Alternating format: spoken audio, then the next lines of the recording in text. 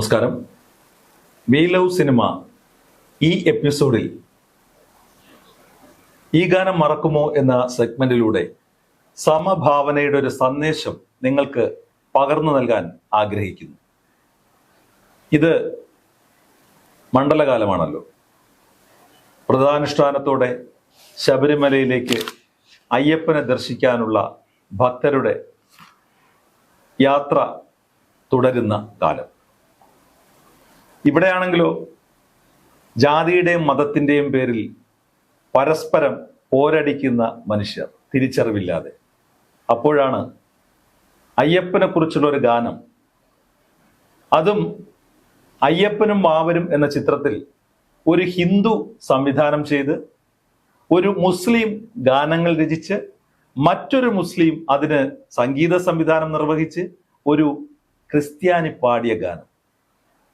അയ്യപ്പന് തൊട്ടു താഴെയായി വാവരും ഒരുപോലെ തത്വമസി എന്ന ആ സന്ദേശം ഭക്തർക്ക് നൽകുന്ന ആ ഒരു കാലത്തിലൂടെയാണ് നാം കടന്നു പോകുന്നത്. ഇവിടെ ഈ അയ്യപ്പനും വാവരും എന്ന ചിത്രത്തിലും ആ ചിത്രത്തിലെ പാട്ടുകളെ കുറിച്ചും നിങ്ങളോട് വിശദമായി പ്രതിപാദിക്കാനായി ഞങ്ങളോടൊപ്പം ചേരുന്നു ജോസ് കടവിൽ. നമസ്കാരം. നമസ്കാരം. ഈ താങ്കൾ പറഞ്ഞ ഈ പാട്ടിനൊരു, താങ്കൾ പറഞ്ഞതുപോലെ ഒരു വലിയൊരു പ്രത്യേകതയുണ്ട്. ആ പ്രത്യേകത എന്ന് പറഞ്ഞാൽ അയ്യപ്പനും വാവരും എന്നുള്ള ഈ സിനിമയുടെ ഗാനങ്ങൾ എഴുതിയിരിക്കുന്നത് പൂവച്ചൽ ഖാദറാണ്. അതിന്റെ സംഗീതം ഏറ്റവും അതാണ് അതിന്റെ പ്രത്യേകത. ശബരിഗിരീശ ശ്രീമണികണ്ഠ അഭയം താവക ചരണം. ശബരിഗിരീശ ശ്രീമണികണ്ഠ ശരണം താവക ചരണം. ശരണം വിളിയുമായി മല കയറുമീ അഗതികൾക്ക് ഭയം നീയേ. ശരണം വിളിയുമായി മല കയറുമീ അഗതികൾക്ക് ഭയം നീയേ. എരുമേലിപ്പേട്ട ശരണം പൊന്നയ്യപ്പ, വാവരു സ്വാമി ശരണം പൊന്നയ്യപ്പ, കല്ലിടും കുന്നേ ശരണം പൊന്നയ്യപ്പ, കരിമല കയറ്റം ശരണം പൊന്നയ്യപ്പ. ശബരിഗിരീശ ശ്രീമണികണ്ഠ ശരണം താവക ചരണം. മണ്ഡലവൃതവുമായി ഇരുമുടിക്കെട്ടുമായി അമ്പല നട കേറി വരുമ്പോൾ, മണ്ഡലവൃതവുമായി ഇരുമുടിക്കെട്ടുമായി അമ്പല നട കേറി വരുമ്പോൾ, കല്ലുകളെല്ലാം പൊന്നാക്കി നീ മുള്ളുകളെല്ലാം മലരാക്കി. എരുമേലിപ്പേട്ട ശരണം പൊന്നയ്യപ്പ, വാവരു സ്വാമി ശരണം പൊന്നയ്യപ്പ, ശബരിഗിരീശ ശ്രീമണികണ്ഠ ശരണം താവക ചരണം. ഇത് 1982 അയ്യപ്പനും വാവരും എന്ന പേരിൽ പുറത്തിറങ്ങിയ ചിത്രമാണ്. അതിന് വേറെ പ്രത്യേകമുണ്ട്. പ്രേം നസീർ, MG സോമൻ, ശ്രീവിദ്യ, നളിനി തുടങ്ങിയവർ മുഖ്യ കഥാപാത്രത്തെ അവതരിപ്പിച്ച ചിത്രം. അതാണ് ഞാൻ പറഞ്ഞത്, ഇവിടെ പരസ്പരം പോരടിക്കുമ്പോൾ അല്ലേ അവിടെ ഒരു പാട്ട് രൂപാന്തരം പ്രാപിക്കുന്നുണ്ട്. അതിന്റെ പിന്നിൽ ആരൊക്കെയാണ്? ഇപ്പോഴും അതുപോലെ ശബരിമലയിൽ ഏത് ജാതിക്കാരനും ഏത് മതക്കാരനും പോവാം. ശബരിമലയിൽ ഒരു തടസ്സവുമില്ല. പക്ഷെ നമ്മുടെ ഈ പാട്ടുപാടി യേശുദാസൻ ഇന്നവരെ ഗുരുവായൂരപ്പനെ ദർശിക്കാനായിട്ട് അവസരം നിഷേധിക്കപ്പെട്ടിരിക്കുന്ന ഒരു കാലമാണ്. എന്താണെന്ന് പറഞ്ഞാൽ അതിന്റെ പിന്നാമ്പുറങ്ങളിലേക്ക് നമ്മൾ പോകേണ്ട കാര്യമില്ല. എന്നിരുന്നാലും ഈ ശബരിമല കണ്ടിട്ടുണ്ടോ എന്നറിയില്ല പൂവച്ചൽ ഖാദർ. പക്ഷെ അദ്ദേഹം എത്ര മനോഹരമായിട്ട് ഓരോ സ്ഥലത്തെ ഇങ്ങനെ വർണ്ണിക്കണം അല്ലേ. വളരെ ഒരു മഹാനായ കവിയാണ്. മാത്രമല്ല ഇതിന്റെ സംഗീതം നിർവഹിച്ചിരിക്കുന്ന ഏറ്റുമർ, അദ്ദേഹം വളരെയധികം മനോഹരമായ ഒത്തിരി ഗാനങ്ങൾക്ക് സംഗീതം പകർന്ന വ്യക്തിയാണ്. പക്ഷെ നമ്മൾ ചിന്തിക്കേണ്ടത്, ഈ അയ്യപ്പനെ കുറിച്ച് ഇത്രയും മനോഹരമായ വരികൾ എഴുതുകയും വളരെ ആപ്റ്റായിട്ടുള്ള ട്യൂണ് കൊടുക്കാനും കഴിഞ്ഞത് യാദൃച്ഛികമാണോ അതോ എന്താണ് പറയുക, ദൈവനിശ്ചയമാണോ? അല്ലെങ്കിൽ എന്താ പറയുക, ആ ഒരു കലാകാരൻ എന്നുള്ള ധർമ്മം അദ്ദേഹം വളരെ കൃത്യമായി നിർവഹിക്കുന്നതായിട്ടാണ് എനിക്ക് കാണാൻ കഴിയുന്നത്. അല്ല, ദൈവം തന്നെ മനുഷ്യന് പകർന്നു നൽകിയതായിരിക്കും ഈ പാട്ടിലൂടെ. നിങ്ങൾ പരസ്പരം വഴക്കും കലാകാരന് കലഹങ്ങൾ ഉണ്ടാക്കുന്നത്. കലാകാരന് ശരിക്കും പറഞ്ഞ ജാതി കലാകാരൻ ഒരിക്കലും കലാപകാരികളല്ല. അതാ അവന്റെ മനസ്സ് എപ്പോഴും ശുദ്ധമാണ്. ശുദ്ധമാണ്. എല്ലാവരും സംഗീതവും പാട്ടും പിന്നെ അഭിനയവും അതിന്റെ പുറകെ പോകുമ്പോ അവന്റെ മനസ്സ് ഒരിക്കലും കലുഷിതമാകുന്നില്ല.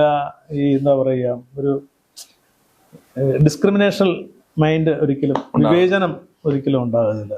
എനിക്ക് ഏറ്റവും ഫീൽ ആകുന്ന ഒരു ഭാഗമാണ്, നെഞ്ചിലൻ തൊടി കൊട്ടി നെയ്യിലൻ അഴൽ മുക്കി കർപ്പൂരമണമേറ്റു വരുമ്പോൾ അഭിഷേകങ്ങൾ കൊള്ളേണം, ഈ അല്ലലിൻ ഭാരം തീർക്കേണം, പമ്പാ സ്നാനം ശരണം പൊന്നയ്യപ്പ,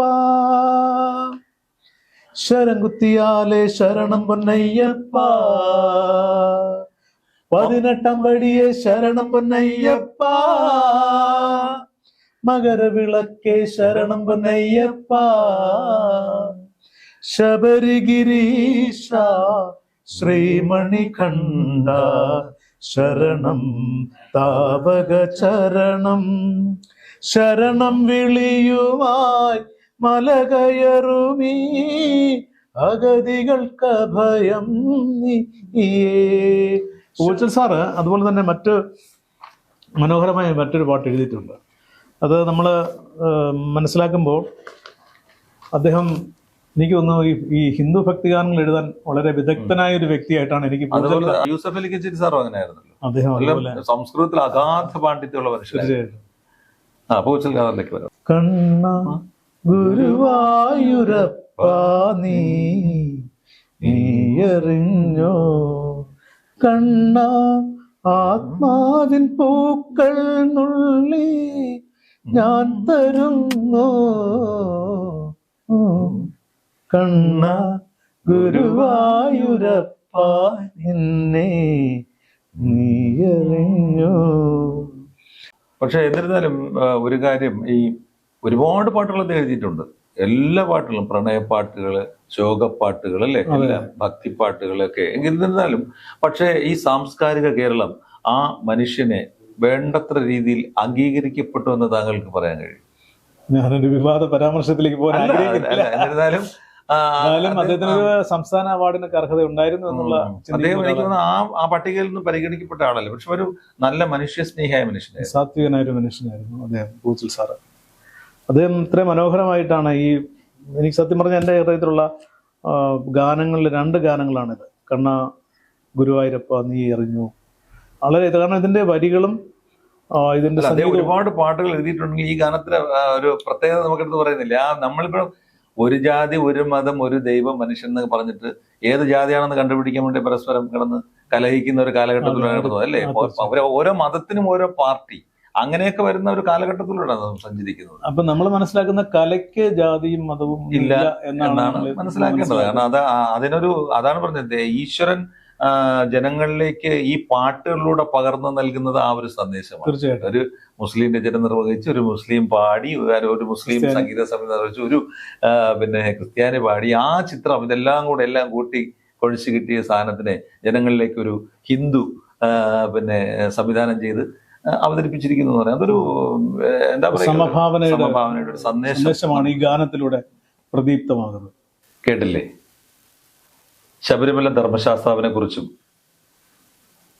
കണ്ണനെ കുറിച്ചും പൂച്ചൽ ഖാദർ എന്ന മഹാപ്രതിഭ എത്ര മനോഹരമാണ് അദ്ദേഹത്തിന്റെ വരികളിൽ കുറിച്ചിരിക്കുന്നത്. ശബരിമലയിൽ ഓരോ സ്ഥലവും അദ്ദേഹം കണ്ടതുപോലെ, കണ്ണനെ അദ്ദേഹം നേരിട്ട് കണ്ടതുപോലെയാണ് ആ വരികളിൽ കുറിച്ചിരിക്കുന്നത്. അദ്ദേഹം ഉദ്ദേശിച്ചതും പകർന്നു നൽകിയതുമെല്ലാം ഇതുതന്നെയാണ്.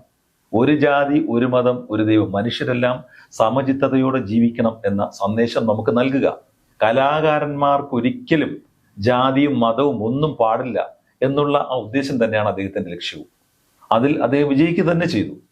ഈ പാട്ടുകൾ എഴുതിയ പൂച്ചൽ ഖാദർ എന്ന മഹാപ്രതിഭയ്ക്ക് ഞങ്ങളുടെ ശതകോടി പ്രണാമം. വീണ്ടും മറ്റൊരു മികച്ച എപ്പിസോഡുമായി കാണാം. അതുവരെ ഗുഡ് ബൈ.